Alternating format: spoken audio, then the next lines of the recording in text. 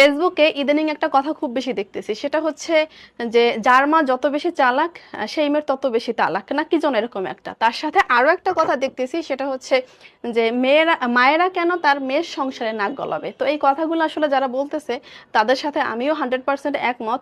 মায়েরা কেনই বা তার মেয়ের সংসারে নাক গলাবে, কিন্তু ছেলের বেলায় ছেলেরা কিন্তু যখন বউকে নিয়ে কোথাও ঘুরতে যাবে, তখন কিন্তু সে তার মায়ের কাছে জিজ্ঞেস করে নেয় যে মা, ওকে নিয়ে কি ঘুরতে যাবো কিনা।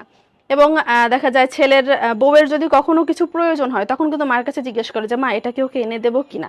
ইভেন ঘরে যদি কখনো কিছু রান্না হয়, সব সময় প্রতিদিন যেটা রান্না হবে সেটা কিন্তু ছেলের মায়ের কাছ থেকে অনুমতি নিয়ে রান্না করতে হয়, যে আজকে কি রান্না করব। এখানে কিন্তু মেয়েটার আসলে কোনো চয়েস থাকে না, কোনো পছন্দই থাকে না, সেটা ছেলের মায়ের পছন্দই রান্না বান্না করতে হয়। হ্যাঁ। এবং ঘরের সমস্ত কাজ শেষ করে মেয়েটা যখন